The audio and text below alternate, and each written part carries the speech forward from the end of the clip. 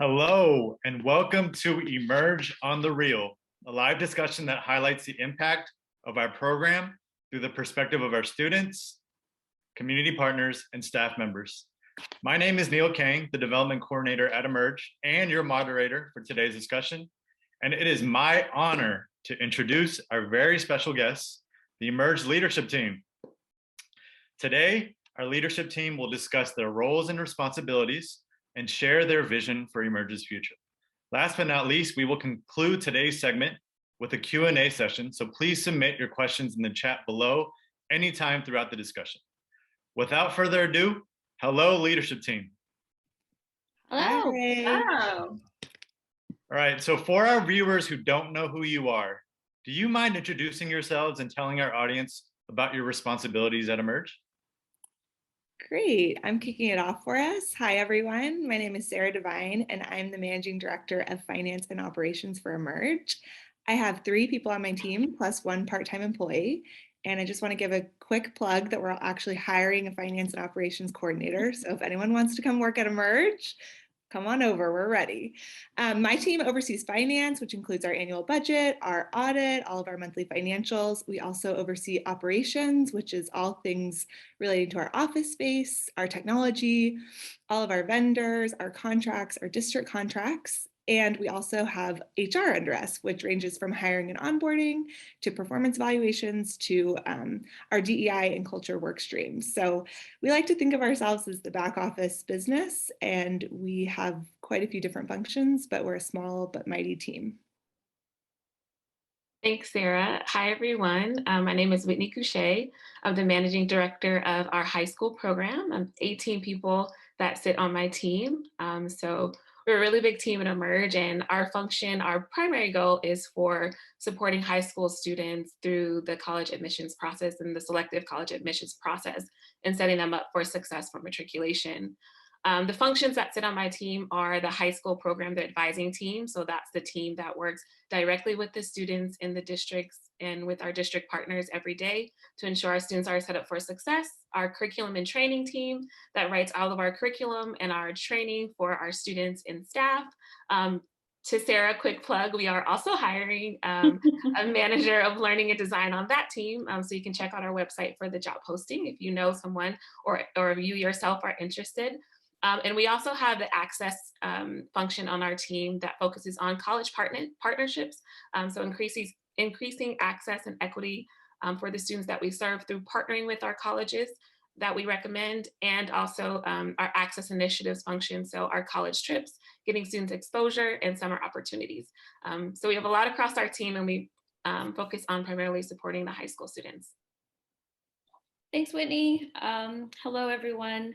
My name is Felicia Martin, and I'm the Managing Director of our College Success team. I have a team of 5, and lucky for us, we are fully staffed at this point. My team is responsible for supporting Emerge students in their transition from being a high school fellow to a college scholar and ultimately to an alumni of our program. This work includes, in collaboration with Whitney and the program team, really outlining the critical components of our 2 through and Thrive college success model. We want to continue to learn from our students who are in college and put that back into our program team and the work that we do there. And then cultivating high leverage college partnerships that focus not only on access to colleges, but ensuring that our students have an inclusive experience once they're there. So we work very much with our high school program team, and that's the work that we're focused on. Thank you, Felicia. I am Janika Stevens. I'm the Managing Director of Development. I currently have a team of 4, which is amazing to think about now that we are fully staffed.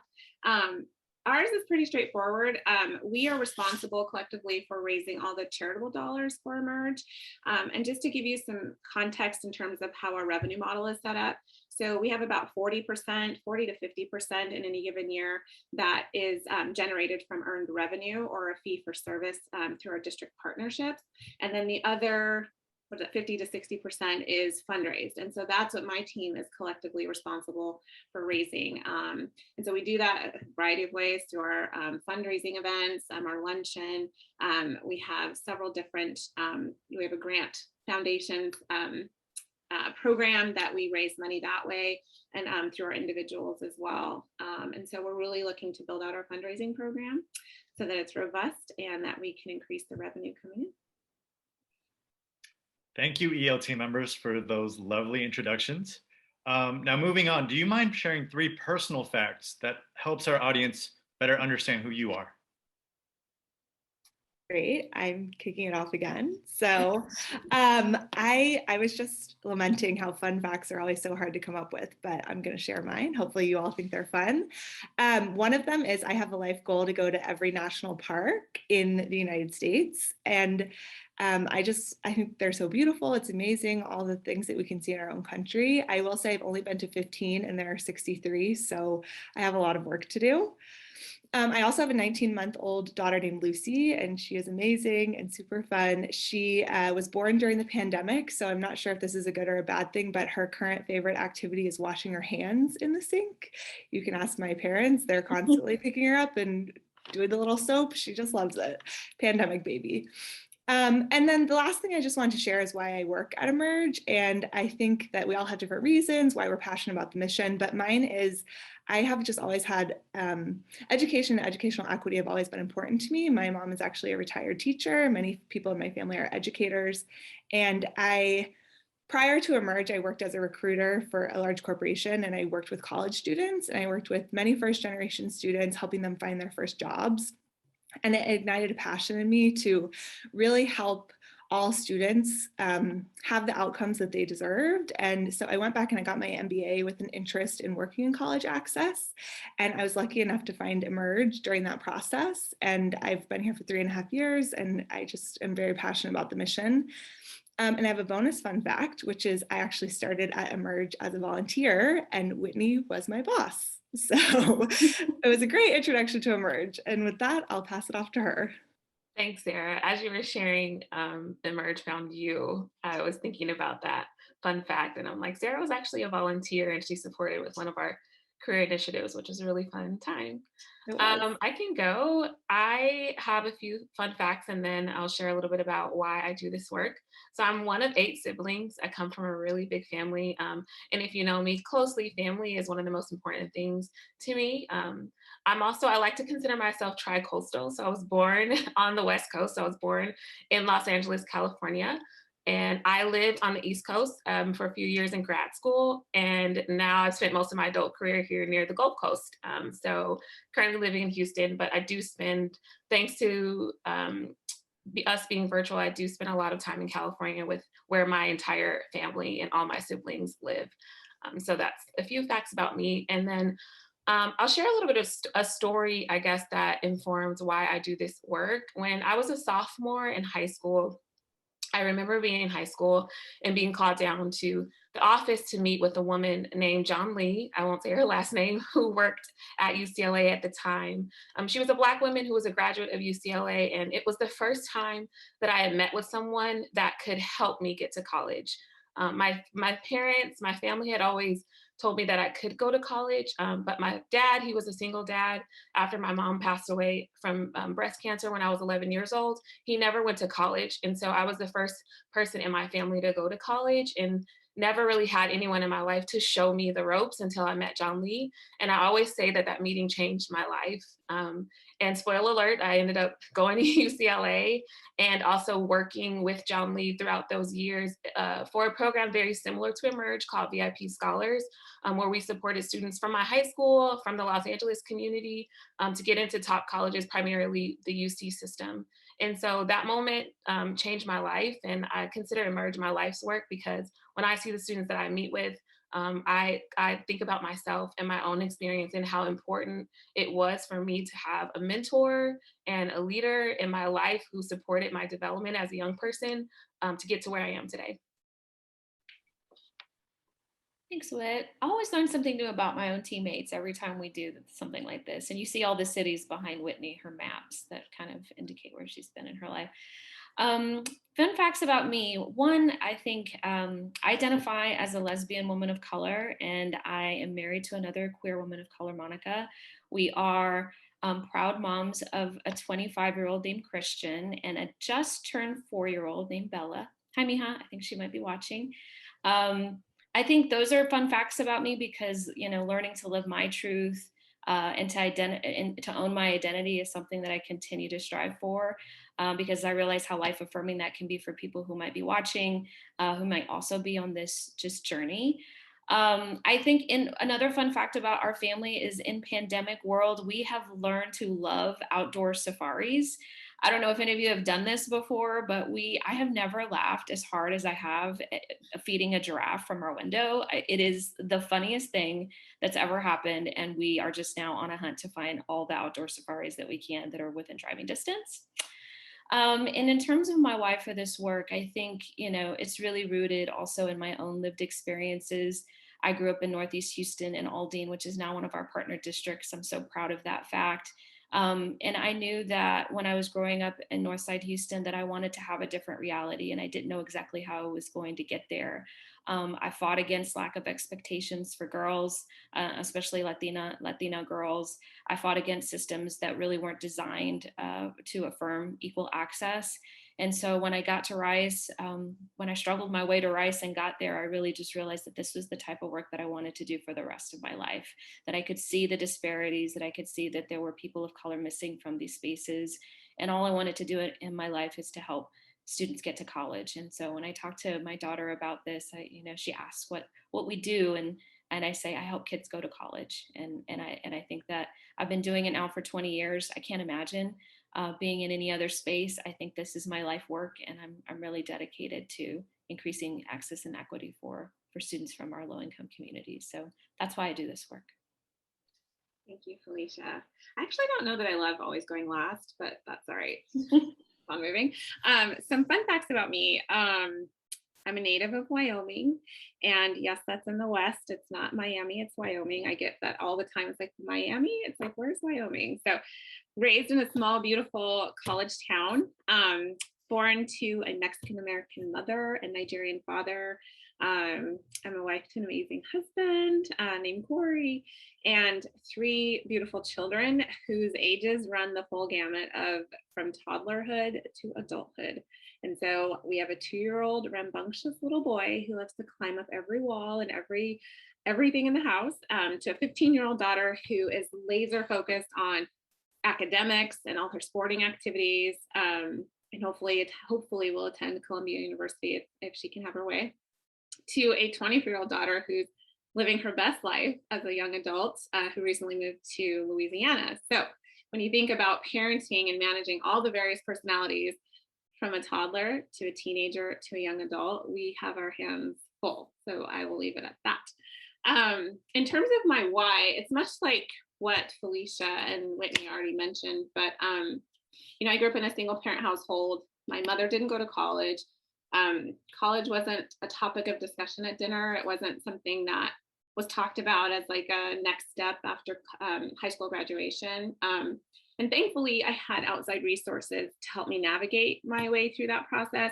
I didn't attend a selective college. I went to the University of Wyoming, but I think about had I had a program like Emerge to help guide me through the process, maybe what would have been different for me in my path and in my journey. And so I'm really committed to the work to ensuring that other students, like the students that we serve in Houston, have that opportunity to realize their dream and to go where they might think is not possible, and to really expand that work even beyond. So that's why I do the work. That's awesome. And as Felicia mentioned, I think I always learn something new about our staff members when it comes to questions like this. So I'm glad that you guys all got to share and share about your respective journeys. Audience members, just wanted to send a quick reminder. If you guys have any questions for our ELT members, please make sure to go to the Q&A toolbar at the bottom of your chat and submit any question that you'd like. All right, so moving forward, Sarah and Whitney, this question is directed towards you both. As the Managing Director of Operations and the Managing Director of High School Programs, what are the current goals that each of your teams are focused on right now? Thank you, Neil. We have a lot of goals. As I said, we have a lot of different functions on our team, but I just wanted to highlight three that I felt were really important and things we're focusing on right now. So the first is just related to our financials. We're focused on ensuring our financial processes are strong, and we're creating next year's budget right now. So our fiscal year starts August 1st. So we spend a lot of time in the fall and winter figuring out what do we need for next year? What are the initiatives we want to do? What is it going to cost? And then Janika's team comes in with Neil and everyone to help us figure out how are we actually going to pay for those things, but it's my job to just dream big. What are we going to spend money on? And then we're also working on a talent and culture work stream. So we recently completed a DEI project with Promise 54, which was an amazing experience, and it kind of highlighted some areas that we want to focus on related to DEI, making sure we have equitable policies, making sure we are working to grow our talent and enhance our culture. And this is a really big project. It is going to take years, but we're just starting now to figure out what is it going to look like. I think many organizations are probably grappling with post-COVID, it's not even post-COVID, during COVID, what is our new way of working going to be, and how are we going to ensure that we're a great place to grow and develop talent. And lastly, we're working on technology. So I'm sure everyone on staff will be happy to hear this, and we have been waiting a long time, but we are going to be trying to figure out how do we make our technology platforms grow and do what we need them to do. So we've had extreme growth over the past 3 years, and we haven't necessarily met that growth with the level of technology we need. So it's looking at our hardware, it's looking at our software, it's looking at file storage. It's also looking at program delivery. How are we using technology better there? And just enhancing our services through that. So those are three big things in finance, HR, and operations that we're going to be working on this year.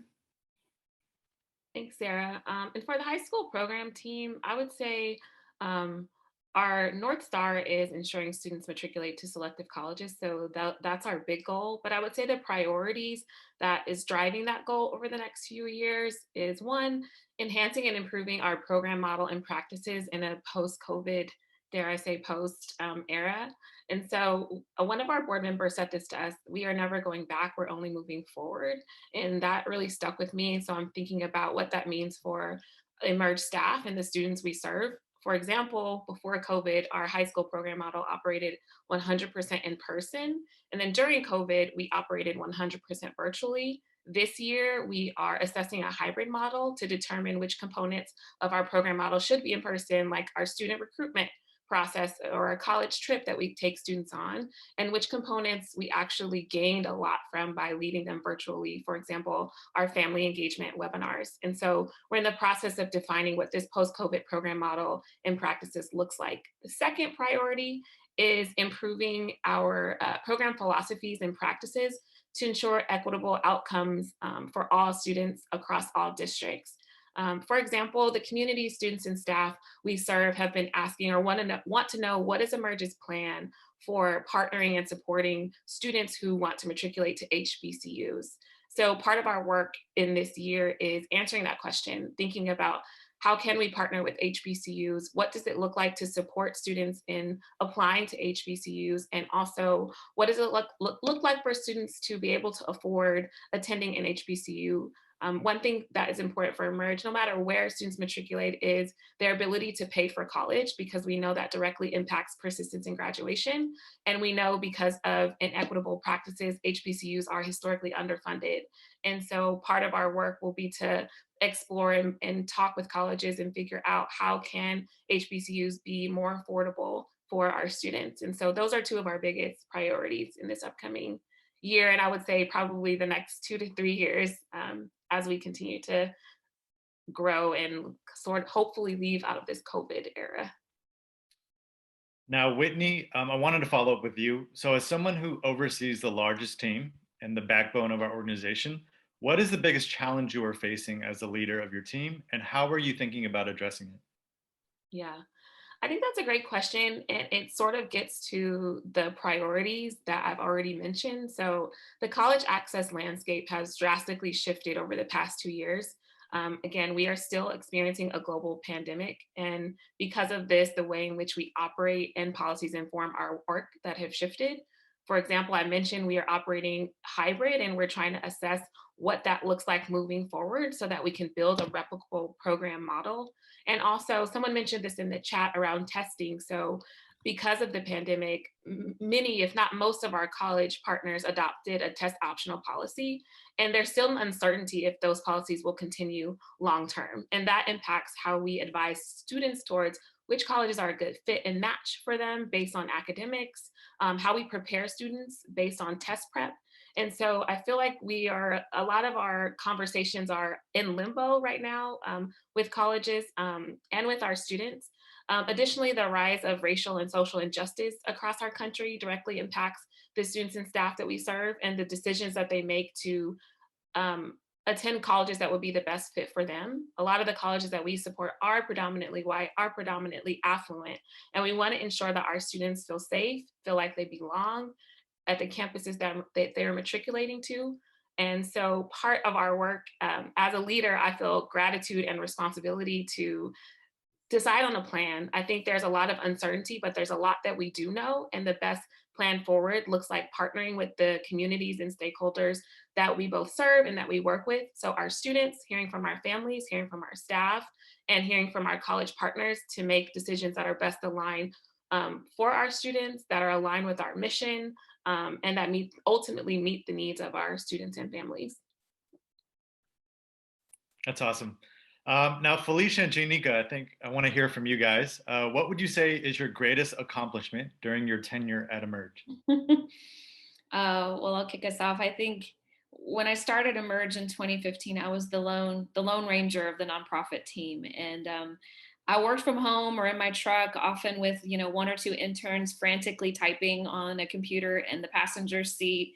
And that's sort of where we started. It was like humble beginnings. And so when I look back at that time, being one of the founding members of an extraordinary team that grew into our next district spring branch, I'm most proud of building out the vision for the organization and recruiting some really amazing talent, some of whom are leaders in the organization today. And so I think I'm also proud of the work that I've done. I've worn many hats. So I've crafted college trips, led college trips, supported with curriculum and training, and just recently built out a college success department and function that's really, I think, positioned to transform the way that we support students, the type of students that we serve going to selective colleges, predominantly white institutions in the country. So having this opportunity to wear many hats has afforded me the opportunity to leave a footprint in many aspects of our work. And so that's something I'm really grateful for.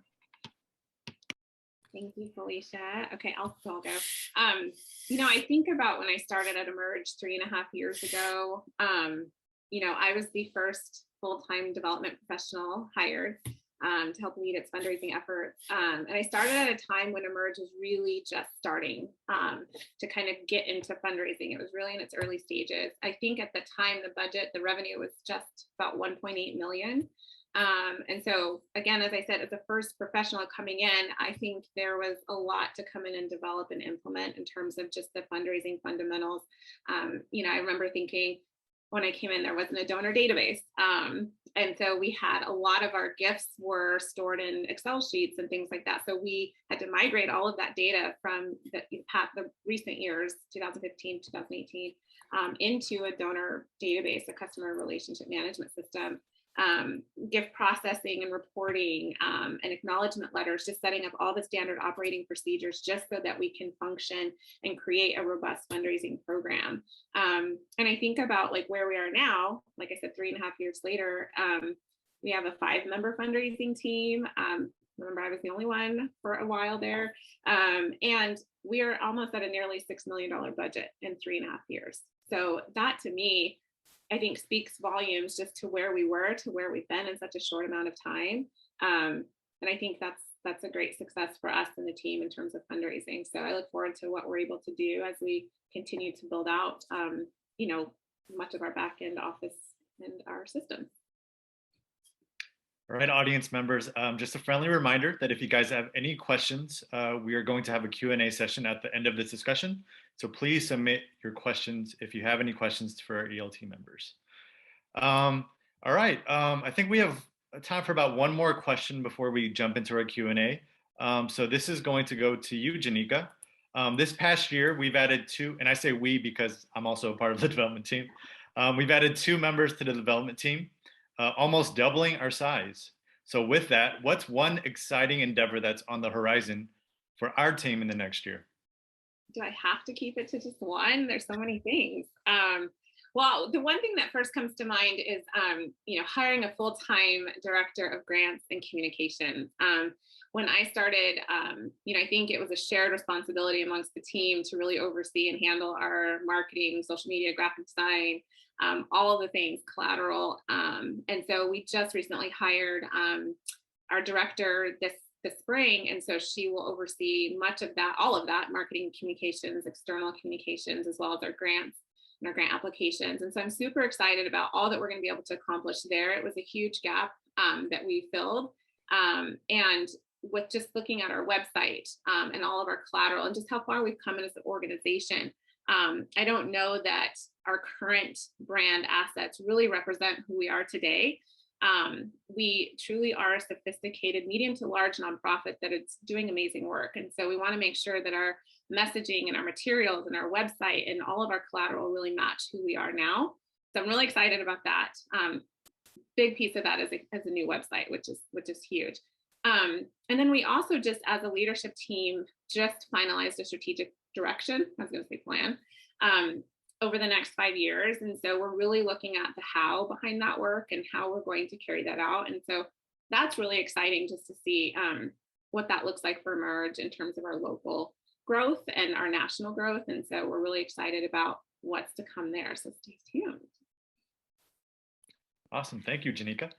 All right. So with that, we will go ahead and transition into the Q&A. We have a lot of questions that came in, so we will do our best to hit every question. And so I think ELT members, what we'll go ahead and do is I'll ask the question. And if one of you guys, I'll open it to any one of you guys who want to answer the question, just feel free to unmute yourself and answer the question. All right. So we're going to start off with Jessica, who asks, what is going on behind the scenes at schools to ramp up student involvement at Emerge? Yes, I can answer that. So on the high school side, as I mentioned, this year we are operating in a hybrid model. So we have the privilege of being on campus this year and working with students. And so part of investing our students and building their engagement is just being on campus and having our curriculum sessions in person.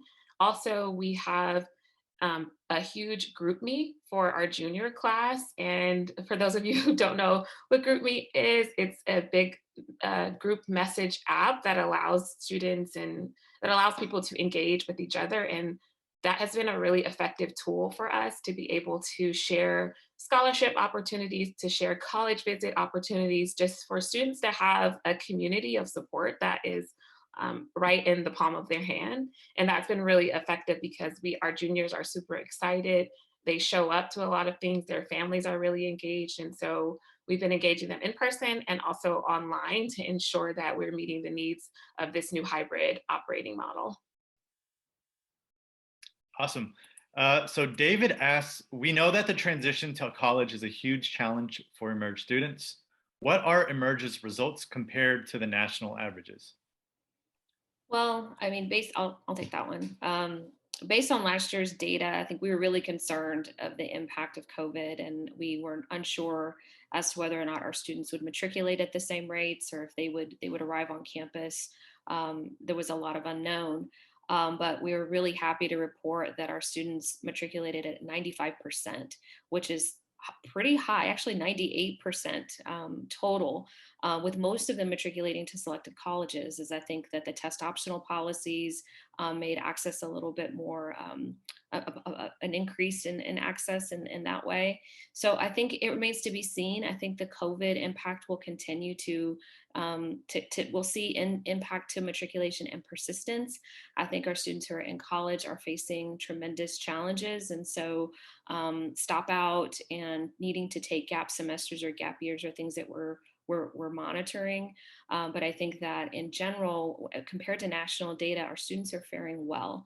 And I think that has a lot to do with the support systems that we have in place, our program managers on the high school side and our managers of college success and persistence on our college side, that we're doing what we need to do to ensure that there's not a summer melt and that our students arrive on campus successfully.